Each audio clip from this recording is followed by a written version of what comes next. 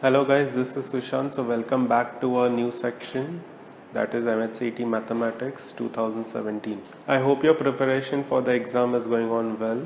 Please keep the motto going on. It's just only few days are left for your exams. I hope I'm able to help you in your preparation for your exam. So today we are going to start with a new topic, that is 3D geometry. So 3D geometry basically involves the x, y and the z coordinate system, that is the whole space. So let us see the subtopics which are present in this particular chapter.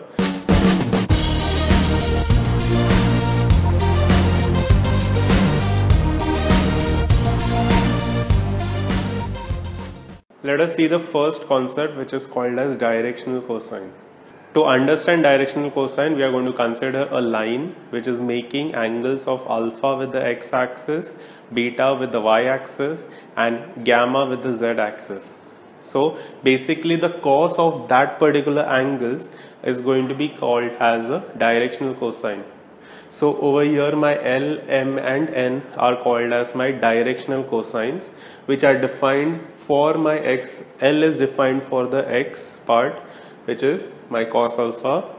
M is for the y part, which is cos beta, and my N is for the z part, which is cos gamma. If I am having any point which is lying on that line and the distance of that point from the origin, that is length of OP, over here my O is basically the origin point. So if my length of my OP is known as R, then I will be able to find what is the relation of this x and the directional cosines. So it will be given as x equals LR, y equals MR and z is equal to NR. Next, if I am having L, M and N are my directional cosines, then L square plus M square plus N square will be equal to 1. That is basically cos square alpha plus cos square beta plus cos square gamma is 1. This is an important relationship. Many of the sums will be coming related to that. Next, coming to the point of finding the unit vector using my directional cosine. If I am having some vector A and I want to find what is the unit vector of that particular vector, then I need to find the directional cosines of that particular vector, and it will be given by the unit vector is equal to Li plus Mj plus Nk, where I, J and K are my unit vectors along the x, y and z respectively. Next, coming on to the directional ratios. Now this directional ratios is defined by the ratio of the directional cosine and some constant, like over here it's A, for y it will be B and for z it is C. Then my A, B, C's are called my directional ratios. Next one, if I want to find what is the relation of my directional ratio with the directional cosine, it is given by this particular formula, wherein L will be equal to plus or minus A by root of A square plus B square plus C square. So this part remains same. If I want to find what is going to be x, the related with x, that is L, then I have to just divide A by that particular constant. Next point which we need to discuss is these particular points. If I am having two points which are present in my space, that is having coordinate x1, y1, z1, and B is having the coordinate x2, y2, z2. If I want to find what's the directional ratio, then it is just subtraction of the corresponding. So it will be x2 minus x1, y2 minus y1 and z2 minus z1. If I want to find what is the directional cosine, then it's L is equal to x2 minus x1 upon mod of AB. So that's AB is going to be basically the root of x2 minus x1.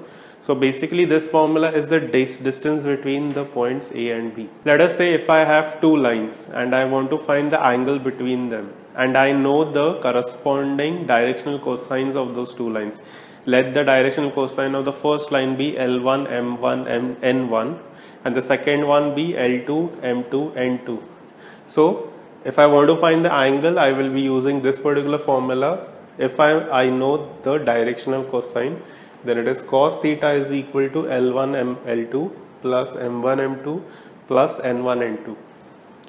If the two lines are going to be perpendicular to each other, that means this particular thing is going to be equated to 0. For the case of parallel lines, the ratio of the corresponding directional cosines will be same. Next, coming on to the next part, if I know the directional ratios of the lines, that is A1, B1, C1 of the first line and A2, B2, C2 of the second line, then the angle between those two lines will be given as such. It is the product of the corresponding directional ratios divided by the magnitude of that particular directional ratio. So these are the main points which you have to remember while solving any problem in 3D geometry. There are not many problems which are asked in this particular chapter, but then also the problems which do come are quite easy and you have a chance of just scoring a point or so in this particular chapter. So let's see some sums which are based on this particular chapter. So let us consider the first question. In this they have given me alpha, beta, gamma, which are basically the directional angles which are given of a particular line. Then I have to find cos 2 alpha plus cos 2 beta plus cos 2 gamma. So whenever you are having such sum, you have to consider the equation, that is cos square alpha plus cos square beta plus cos square gamma equals 1. This is basically your L square plus M square plus N square equals 1. That is the directional cosines, the squares of the directional cosine, and addition of all the terms is equal to 1. Now since you have a cos 2 alpha in this, you will be replacing your cos square alpha with this particular term, that is cos 2 alpha plus 1 by 2. Similarly, cos 2 beta plus 1 by 2 and cos 2 gamma plus 1 by 2. Then you will be multiplying throughout by 2. The 2 goes over here. Then it is just addition of these things, that is your 3. That 3 goes on that side, so you will have a minus 1. So your addition of the double angles of your cos 2 beta, cos 2 gamma and cos 2 alpha is equal to minus 1. So your option is A. Moving on to the next one, the directional cosine of a line lies in this particular plane, that is it lies in the XZ plane and makes an angle of 30 degrees with your OZ. So now try to analyze what it is given. Will be my X, this will be my Y, and this will be my Z.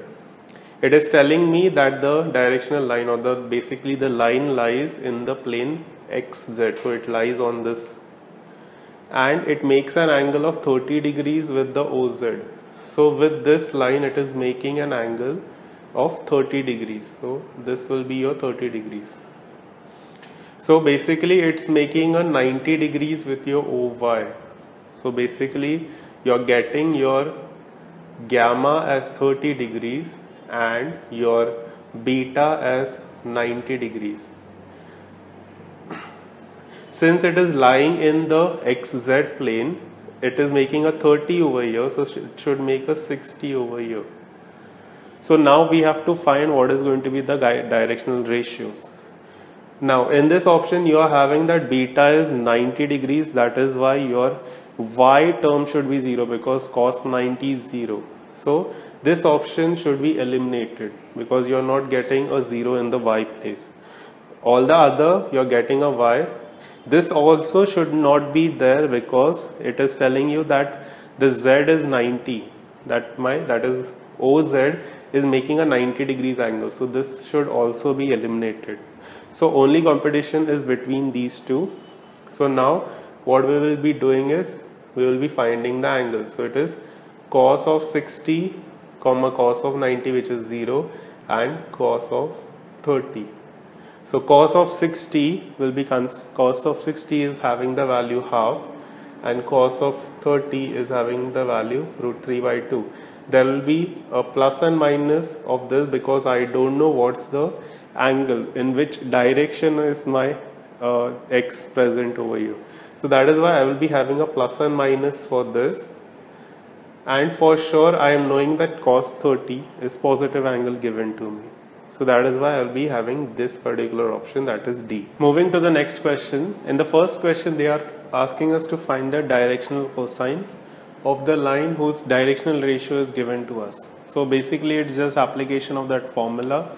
So it's going to be minus 2 by root of the minus 2 square, that is 4, plus 1 plus 4. So that's going to be basically 4 plus 4, that's 8, and 9. So that's 3. So minus 2 by 3, 1 by 3, and 2 by 3. So basically it's the option A. Now if you are not able to remember this particular option, you can eliminate your D option, because in this there is a 4 by 3. Whenever you are calculating your directional cosines, then the value should be between minus 1 and 1, because they are basically your cos of the angles which you have to find. And since cos of any angle lies between minus 1 and 1, so directional cosines also should have the values between minus 1 and 1. So in this you can straight away eliminate your option D, and then otherwise then you have to guess pretty much from the other remaining 3 options. Next, coming on to the next one, they are again asking us to find the directional cosine of this line which is passing from A and B. Now again you can see that your D option is having the values minus 5, minus 7, 3. So basically they are not your directional cosine, so you can just reject that particular option, and then you have to calculate the remaining ones. So in this, it's basically, since it is passing through A and B, I have to first find what is going to be my AB bar. So that's going to be a B bar minus A bar. So it's basically subtraction of these two. So it will be minus 3 minus 2, so that's minus 5 I, then minus 4 minus 3, that gives me a minus 7j, and 2 of minus 1, that gives me a 3. Since in all the options you can see that there is root 83 as the option, so no need to calculate the value of your root of a square plus b square plus c square.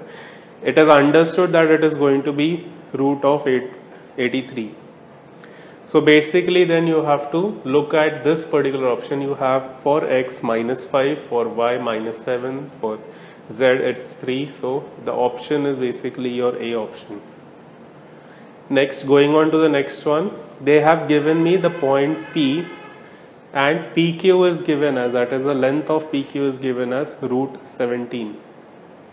If the directional cosines are given as such, then I have to find what is the point Q. So in this, let us assume that my Q has the values x, y, z. So Q has the values x, y, z.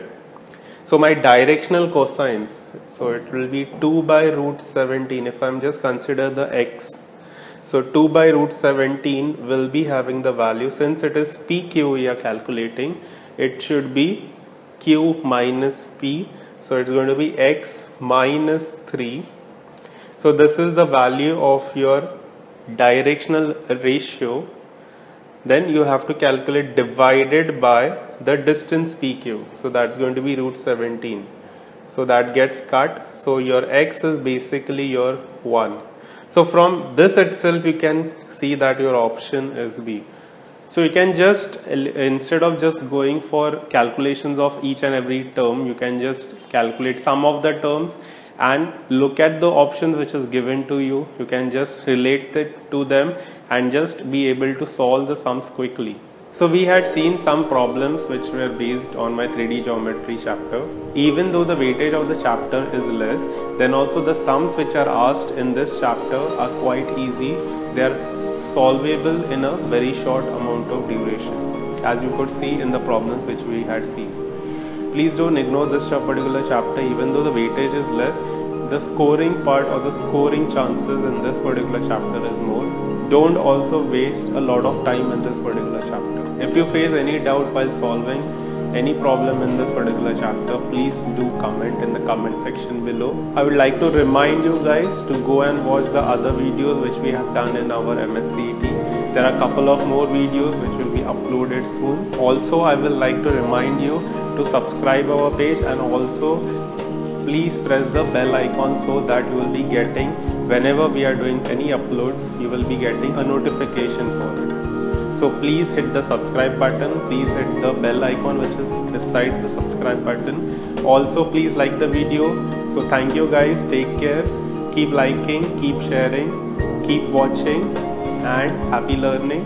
Take care, bye, all the best.